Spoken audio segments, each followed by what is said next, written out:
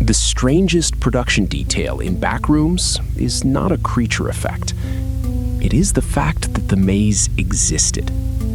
The film built more than 30,000 square feet of connected yellow rooms, corridors, openings, and repeated architectural mistakes.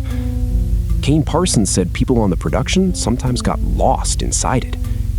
That sounds like perfect marketing, but it also explains why the feature moves differently from a movie assembled from one hallway and a dozen camera angles.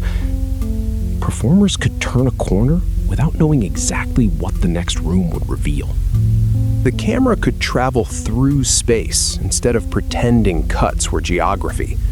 A digital nightmare became a physical workplace and then made the people working inside it feel the same uncertainty as the characters. Parsons' 2022 short achieved the opposite illusion. He constructed the environment in Blender, composited the camera into it, damaged the image, and designed movement that concealed the boundary between photographed and generated material. The spaces felt real because the camera behaved imperfectly. It arrived late, clipped walls, hunted for focus, and exposed rooms and fragments. A conventional feature adaptation could have expanded that method with a larger visual effects team. Instead, the production asked what would happen if actors and operators had to navigate actual versions of those rooms. The practical build was not a rejection of the digital series. It was an attempt to preserve the same uncertainty when the camera, performer, and wall all occupied one place.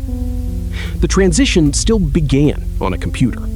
Digital models let the team test proportions, sightlines, turns, and repeated modules before construction consumed material and stage space. This is where Parsons' background mattered. He could communicate the emotional function of a corridor through a model rather than through abstract references.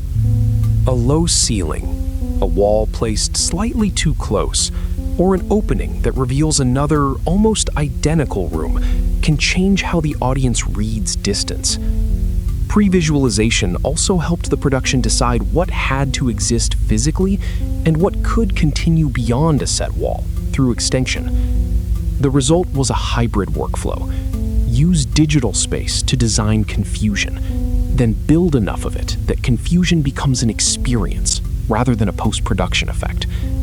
On a small set, an actor often repeats the same movement while the crew redresses walls and changes lens direction. The performer knows exactly where the scene ends because the stage ends. A maze of this scale removes that certainty. Distance becomes tiring. Sound travels unpredictably. Other people can disappear behind turns. The actor can react to the physical delay between seeing an opening and reaching it. Chiwetel Ejiofor described the build as unusual even by feature film standards, while Parsons emphasized that it could be walked through as a connected environment. The production did not need to ask everyone to imagine endlessness from a strip of yellow wall. It gave them enough real space for the body to start believing the fiction. A set that confuses the camera can also confuse the department trying to place a light, move equipment, or find the next setup. Reports that people got lost are funny because they mirror the premise, but they also reveal how thoroughly the build rejected normal stage readability. Film sets are usually designed around control.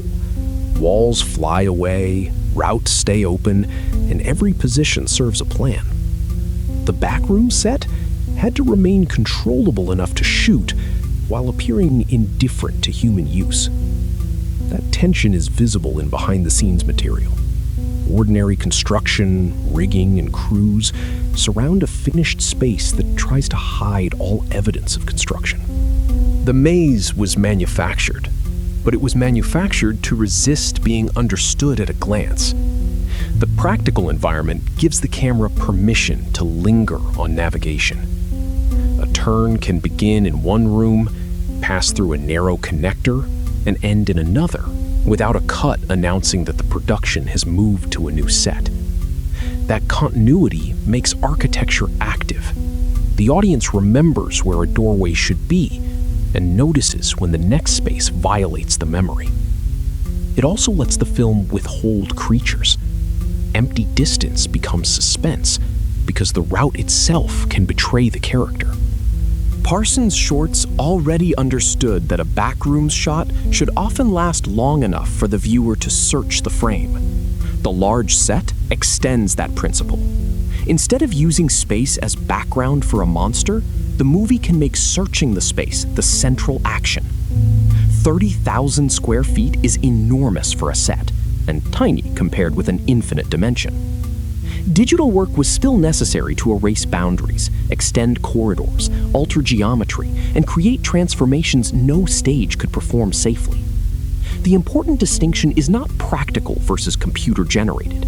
It is which layer carries the shot.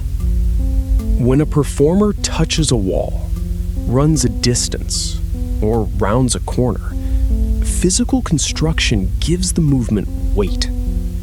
Digital extension then removes the evidence that the space must stop. The best hybrid shots do not ask viewers to admire either technique. They let a real floor and a real body lead into a geometry that could not exist. The computer makes the maze infinite. The set makes the first 100 feet believable. The Backrooms became famous through a photograph and a digital short, so a giant physical build was never required by the concept. That is exactly why the choice matters. The feature could have treated yellow walls as a recognizable franchise logo and concentrated its resources on creatures. Instead, it spent space, labor, and time making navigation itself feel wrong. The crew getting lost is more than an amusing behind-the-scenes detail. It is evidence that the design worked before the camera added music, editing, or visual effects. For a few weeks, the Backrooms was not an image online. It was a place where someone could take the wrong turn on the way to work.